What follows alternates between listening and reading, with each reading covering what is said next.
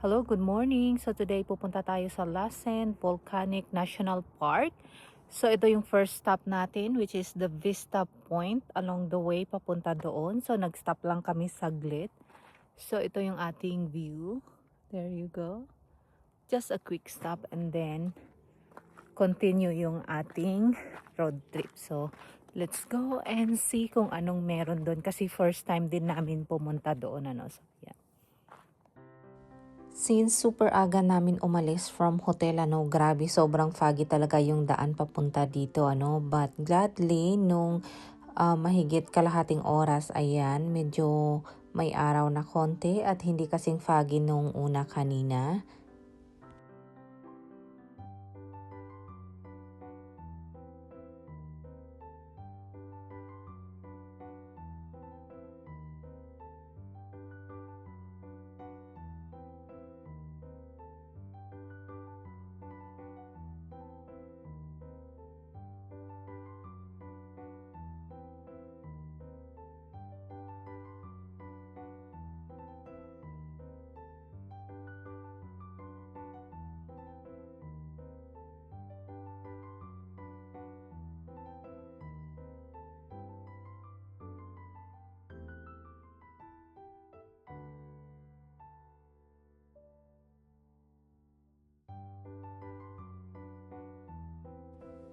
So, ito yung kanilang entrance, Actually, they are closed. So, magbayad ka lang through online unless meron kang National Park card. So, wala ka nang babayaran. So, for more details, punta ka na lang dun sa visitor center or sa kanilang gift shop. So, meron silang nakapaskil dun na website kung saan ka magbabayad and more information doon sa kanilang front desk. So, ayan yung kanilang visitor center or gift shop, Finally, we are here. So, pwede kang kumuha ng map dyan sa visitor center. Since merong snow ngayon, although hindi pa winter, close yung kanilang entrance. But you can drive all the way here and then pumunta ka lang sa kanilang website, magbayad ka doon, which is $30 yung entrance fee. But if you have that annual pass for the All National Park or yung America's Beautiful for senior, which is lifetime, meron kami noon. So hindi na kami magbayad and then dito na kami kumuha ng map. So like I said, close yung road. So all you have to do is mag-walk ka along highway, which is about 2 miles round trip papunta doon sa may uh, Sulphur Works. Doon tayo pupunta. Since super hina ng signal, actually nawalan din kami ng signal nung dumating kami dito. Pero pag pumasok ka dito sa kanilang gift shop, meron silang free wifi dito sa loob, And then merong nakapaskil dito sa side kung anong website yung i-open mo para magbayad ka kung pumunta ka dito, Anyway, dito sa loob, ayan, meron silang mga souvenir dito. Meron din silang restaurant, pero hindi sila open nung pumunta kami dito. And then yung information desk din nila nandito din sa loob, And then pwede ka din humingi ng map dito sa kanilang front desk. So ito yung main road but it is closed dahil sa snow. Kaya dito tayo mag-trail. Sundan lang natin yan.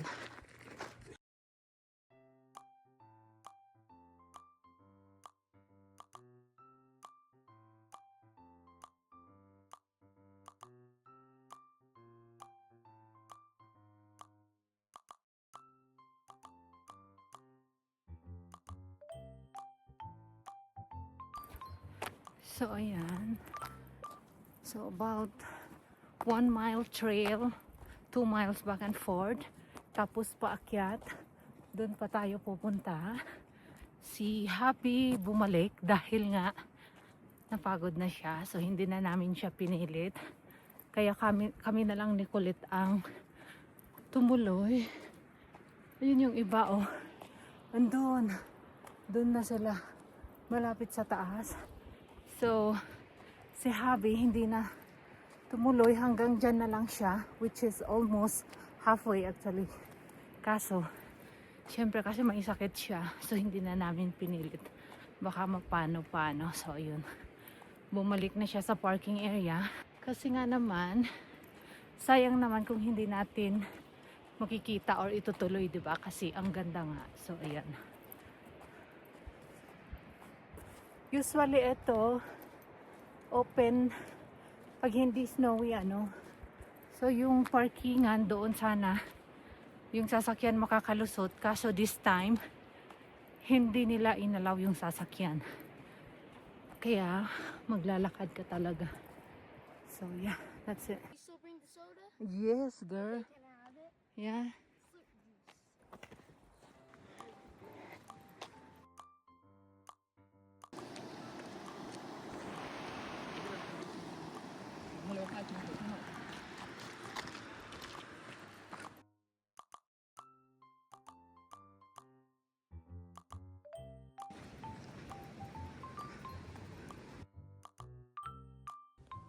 Finally, we are here sa Soulful Work. It is highly accessible, ano. So, if meron kang wheelchair, so accessible siya kasi sa side road lang naman siya. So, it is a vibrant hydrothermal featuring boiling mud pots, steam vents, and also colorful mineral deposits gaya ng color yellow, orange, and red.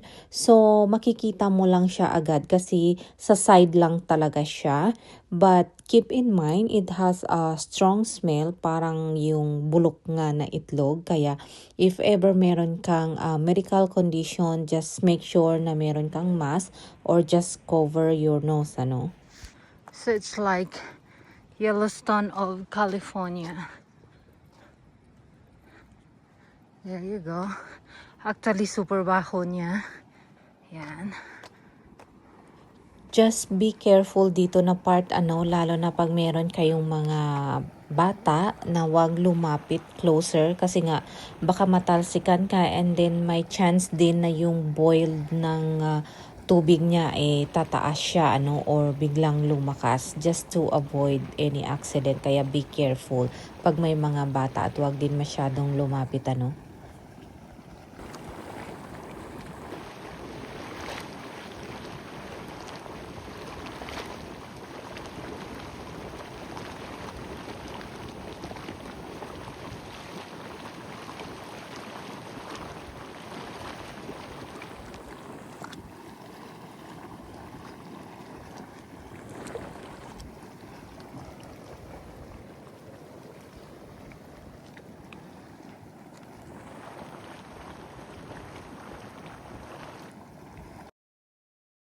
Eyes are Careful.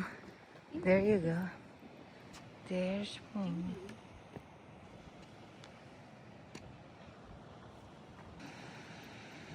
Oh yeah, I actually guessed it.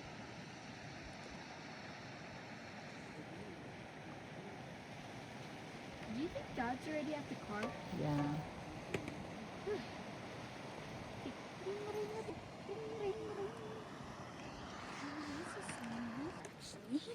The real guys are not the So basically, yan lang ang makikita mo dito sa Soulful Works. So kung mahilig ka sa ganito, ano, I highly recommend na bumisita kayo sa Wyoming, lalo na doon sa Yellowstone National Park. Sobrang ganda ng kanilang mga mud pots at saka geyser doon, ano.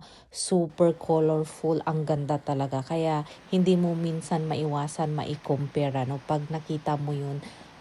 Hindi mo na masyadong ma-appreciate ito, to be honest, ano. Pero ang ganda din naman niya, which is pag dito ka lang sa California, so mabilis mo lang din naman siyang makita, ano. So hindi mo na kailangan bumiyahe ng malayo. Pero yun nga lang, if gusto mo yung super ganda talaga, pumunta ka sa Yellowstone.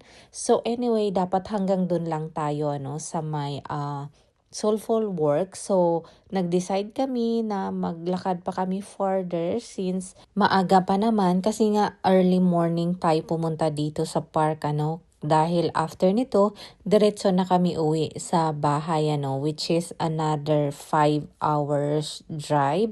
Pero maaga pa rin, kaya tinuloy na namin since si Habi naman nag-antay na lang doon sa sasakyan para makapagpahinga siya since siya ang driver natin, ano. So ayan, maganda din yung view nila dito.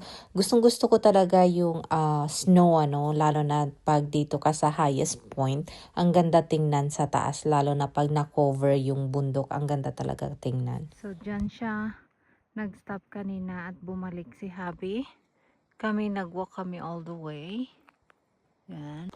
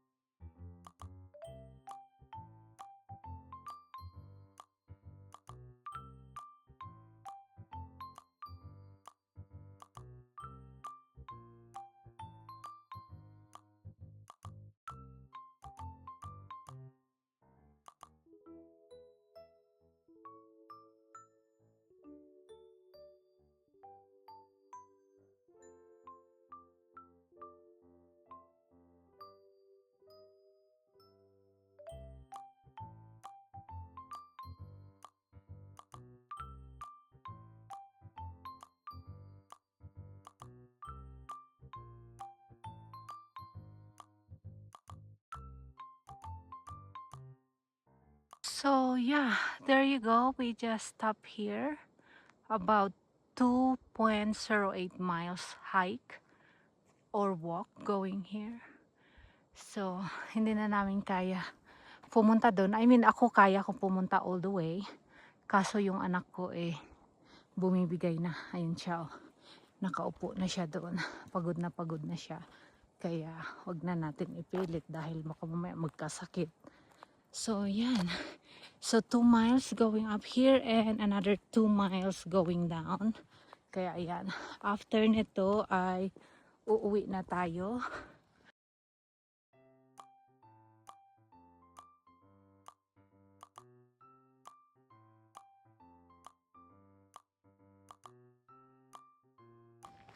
Hi.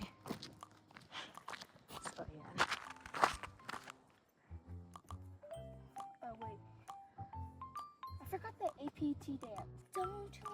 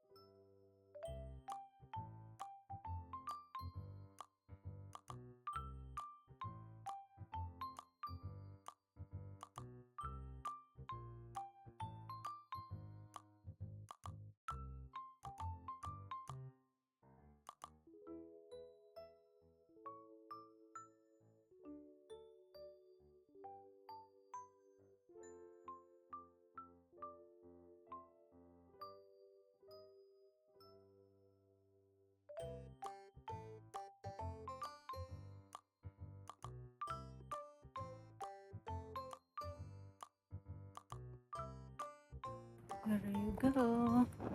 Kaya ngayon, pabalik na tayo dun sa ating parking area, which is another 2 miles walk, So, ayan.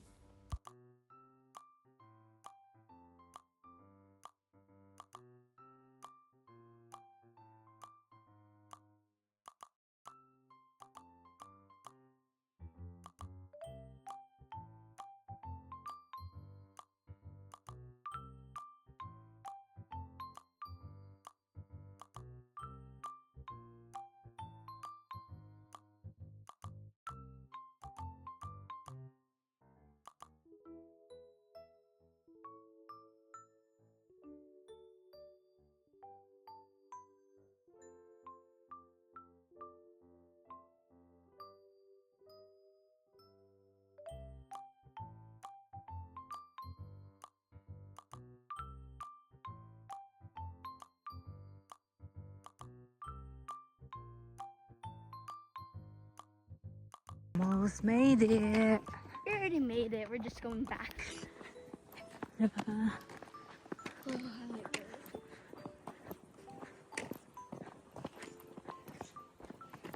Finally, ito yung kanilang visitor center and gift shop. And the parking area. So yeah. Actually, I don't know. Maybe itong snow na to dahilan kay kinloss nila. Pero hindi naman mas snow yung daan eh. But anyway, we're here.